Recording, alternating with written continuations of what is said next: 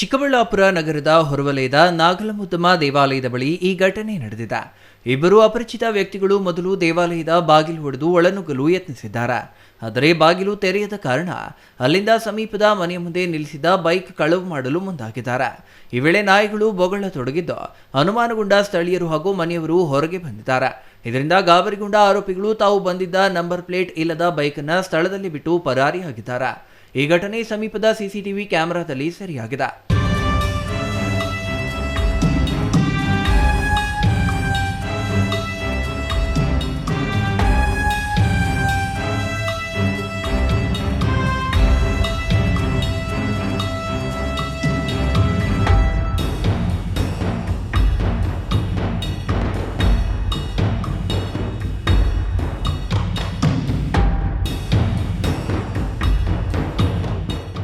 ಘಟನೆ ನಡೆದ ತಕ್ಷಣ ಸ್ಥಳೀಯರು 112ಗೆ ಕರೆ ಮಾಡಿ ಮಾಹಿತಿ ನೀಡಿದ್ದಾರೆ.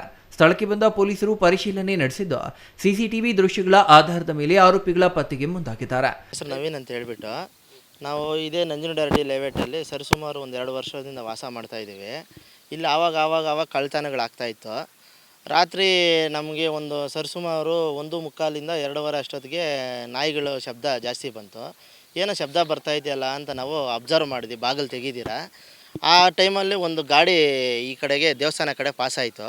ಒಂದು 1/4 ಗಂಟೆ ಬಿಟ್ಟಾದಮೇಲೆ ಮತ್ತೆ ಅವರು ರಿಟರ್ನ್ ಹಿಂದೆಗಡೆ ಪಾಸಾಗಿ ಈ ಮನೆ ಹತ್ರ ಬೈಕ್ ಪಾರ್ಕ್ ಮಾಡಿ ಮತ್ತೆ ರಿಟರ್ನ್ ಆ ಕಡೆ ಹೋಗಿ ಮತ್ತೆ ರಿಟರ್ನ್ ನಮ್ಮ ಮನೆ ಕಡೆ ಬಂದು ನಮ್ಮ ಮನೆ ಹತ್ರ ನಿಲ್ಲಿಸಿರೋ ಗಾಡಿಗಳಿಗೆ ಗಾಡಿ ಕದೀತಾಯಿದ್ರು.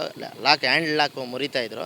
ಅಷ್ಟೊತ್ತಿಗೆ ನಾವು ಮೇಲುಗಡೆಯಿಂದ ನೋಡ್ತಾ ಇದ್ದವರು ಏಕಾಏಕಿ ಅವ್ರ ಮೇಲೆ ಕಿರ್ಚ್ಕೊಂಬಂದಿದ ತಕ್ಷಣ ಅವ್ರ ಗಾಡಿ ಅವ್ರು ತಂದಿರೋ ಗಾಡಿ ಬಿಟ್ಟು ಎಸ್ಕೇಪ್ ಆಗಿಬಿಟ್ರು. ಅವರು ರಾತ್ರಿ 2:15 2:30 2:40 ಆಗಿತ್ತು ಸರಿಸುಮಾರು. ಅಷ್ಟೊತ್ತಲ್ಲಿ ಹೋದರು. ಮತ್ತು ನಾವು 101ಗೆ ರಾತ್ರಿ ಕಾಲ್ ಮಾಡಿದ್ವಿ. ರಾತ್ರಿ ಪೊಲೀಸವ್ರು ಬಂದು ಎಂಕ್ವೈರಿ ಮಾಡಿಕೊಂಡು ಎಲ್ಲ ಗಾಡಿ ಎಲ್ಲ ಫೋಟೋ ತಗೊಂಡು ರಾತ್ರಿ ಬೆಳಗ್ಗೆ ಬಂದು ಒಂದು ಕಂಪ್ಲೇಂಟ್ ಕೊಡ್ರಪ್ಪ, ಎಂಕ್ವೈರಿ ಮಾಡ್ತೀವಿ ಅಂತ ಹೇಳ್ಬಿಟ್ಟು ಹೋಗಿದ್ದಾರೆ.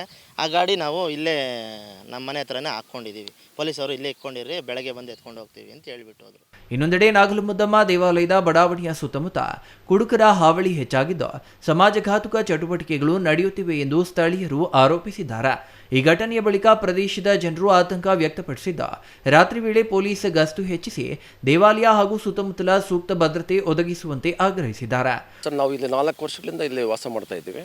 ಸೊ ಮೊದಲು ನಾವು ವಾಸ ಮಾಡೋಕ್ಕೆ ಪ್ರಾರಂಭದಲ್ಲಿ ಇಲ್ಲಿ ಕೆಲವರು ಇಲ್ಲಿ ಕುಡಿಯೋದು, ಇಲ್ಲಿ ಬಂದು ಈ ಸ್ಟೇಜ್ ಇಲ್ಲಿ ಈ ದಿಂಡು ಮೇಲೆ ಕುತ್ಕೊಂಡು ಕುಡಿಯೋದು ಎಲ್ಲ ಮಾಡ್ತಾಯಿದ್ರು. ಮತ್ತು ದೇವಸ್ಥಾನದ ಹತ್ರ ಕೆಲವರು ಈ ಒಂದು ಚಟುವಟಿಕೆಗಳು ನಡೀತಾ ಇತ್ತು ಸುಮಾರು ವರ್ಷದಿಂದ.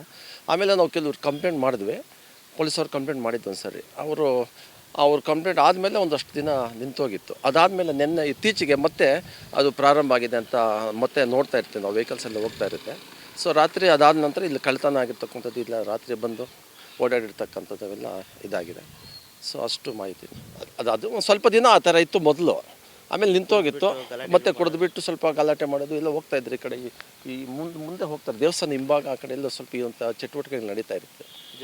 ಜೋರಾಗಿ ಹೋಗೋದು ಎಲ್ಲ ವೆಹಿಕಲ್ಸ್ ಹೋಗ್ತಾ ಇರುತ್ತೆ. ಒಟ್ಟಾರೆ ದೇವಾಲಯದಲ್ಲಿ ಕಳ್ಳತನಕ್ಕೆ ಯತ್ನ ನಡೆದಿರುವುದು ಸ್ಥಳೀಯರಲ್ಲಿ ಆತಂಕ ಮೂಡಿಸಿದೆ. ದೇವಾಲಯ ಹಾಗೂ ಸುತ್ತಮುತ್ತ ಭದ್ರತೆ ಹೆಚ್ಚಿಸುವಂತೆ ಸಾರ್ವಜನಿಕರು ಒತ್ತಾಯಿಸಿದ್ದಾರೆ. ತವಡನಹಳ್ಳಿ ರಮೇಶ್, ಸಿಟಿವಿ ನ್ಯೂಸ್, ಚಿಕ್ಕಬಳ್ಳಾಪುರ.